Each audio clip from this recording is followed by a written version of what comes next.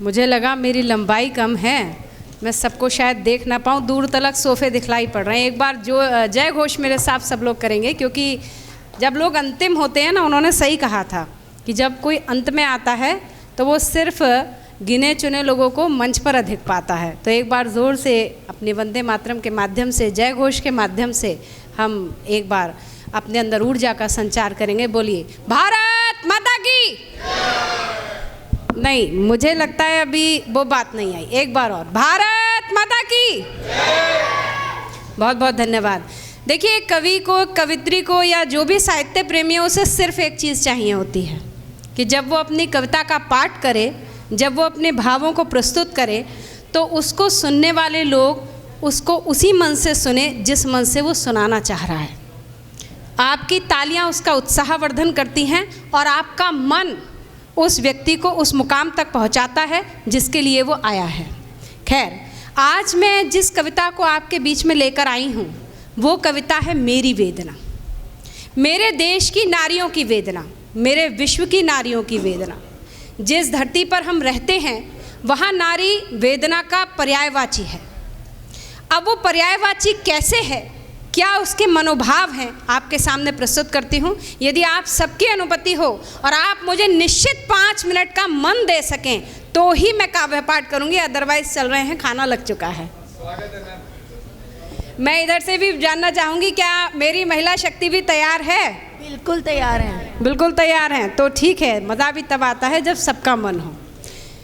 हमारे बीच में मातृशक्ति उपस्थित है और हमारे साहित्यकारों ने, क्योंकि रचना थोड़ी गंभीर है तो मैं चाहूँगी कि आपका मन भी थोड़ा गंभीरता से ही इसे ले। हमारे देश में साहित्यकारों ने बहुत सुंदर साहित्यिक रचनाएं माताओं पर लिखी हैं। नारी तुम केवल श्रद्धा हो, विश्वास रजत नभ पगतल में, पीयूष स्रोत सी बहा करो जीवन के सुंदर समतल में। जयशंकर प्रसाद ने भी नारी की महिमा को गाया है और इसी नारी की महिमा को मैं आपके समक्ष प्रस्तुत करती हूँ और ये चाहती हूँ कि मेरे बीच में जो उपस्थित नारी शक्ति है वो ज़रूर मुझसे रिलेट करे और जो साथ में प्रांगण में उपस्थित मेरे कविगण हैं वो भी मेरी भावना को उसी रूप में समझे। मैं साधारण सी दिखती नारी की महिमा गाती हूँ, मैं साधारण सी दिखती नारी की महिमा गाती हूँ, नारी क्या क्या हो सकती है आज तुम्हें बतलाती हूँ। मैं साधारण सी दिखती नारी की महिमा गाती हूँ, नारी क्या क्या कर सकती है आज तुम्हें बतलाती हूँ। मेरे देश की नारियाँ जहाँ एक तरफ माँ बनती हैं, चूल्हे पर रोटियाँ पकाती हैं, वहीं आकाश में वायुयान उड़ाने में सक्षम है। धरती के अंतिम कोने में आज ऐसा कोई कारोबार नहीं है जो नारी नहीं कर पा रही है। उसी रोटी बनाती हुई माँ की प्रेरणा है कि हमारे देश की नारियां जनती हैं फौजियों को, जनती हैं भगत सिंह को, जनती हैं सुखदेव को, और उन्हीं को अपनी पंक्तियों में निवेदित करने का प्रयास करती हूँ। आप सबका मन चाहती हूँ।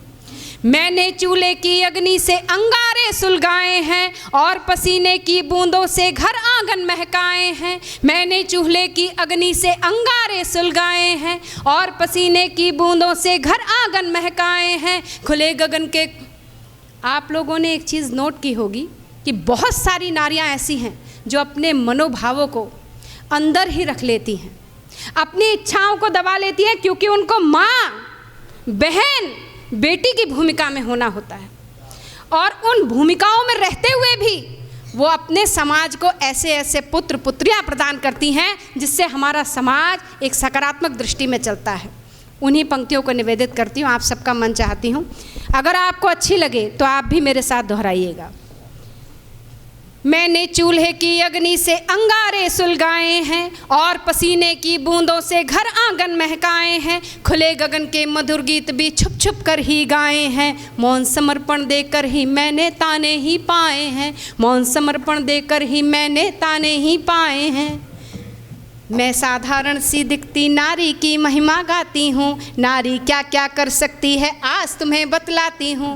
मंच का भी ध्यान चाहूँगी मैं कि मैं साधारण सी दिखती नारी की महिमा गाती हूँ, नारी क्या क्या कर सकती है आज तुम्हें बतलाती हूँ। एक दो पंक्तियां हमने देखी और सुनी और उसका कितना गलत अर्थ इतिहास में निकाला गया कि ढोल शूद्र पशु नारी सब हैं ताड़न के अधिकारी। मुझे नहीं लगता कि जिस रूप में इसका अर्थ लिया गया है उस रूप में माँ सीता के पुजारी उस अर्थ को लिखते होंगे। मैंने उन्हीं पर ये निवेदित की हैं पंक्तियाँ। जिन बातों के अर्थ नहीं उनको मैं आज समझाती हूँ, अनसुलझी गाथा पूजित नारी की यूँ सुलझाती हूँ। नारी क्या क्या कर सकती है आज तुम्हें बतलाती हूँ, मैं साधारण सी दिखती नारी की महिमा गाती हूँ।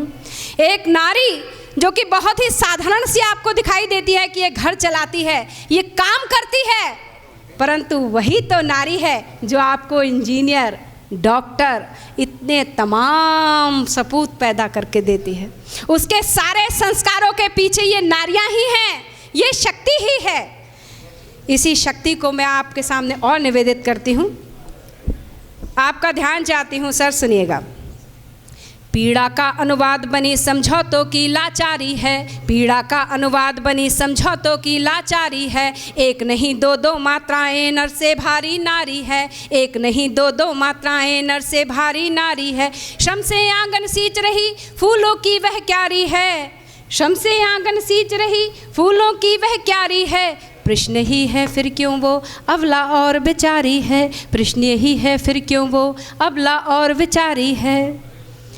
इतनी तमाम तरीके की भावनाएं आपके सामने उतर के आ रही हैं। यदि आप उन भावनाओं से सहमत हो तो एक बार सब लोग मेरे साथ गुनगुनाइए कि मैं साधारण सी दिखती नारी की महिमा गाती हूँ, मैं साधारण सी दिखती नारी। मैं चाहती हूँ नारियाँ पूरे जोश के साथ इसे गाएं ताकि उनके स्वर को जो आज मैं प्रस्तुत करने का प्रयास कर रही हूँ वो आज गूंज जाए इस प्रांगण में।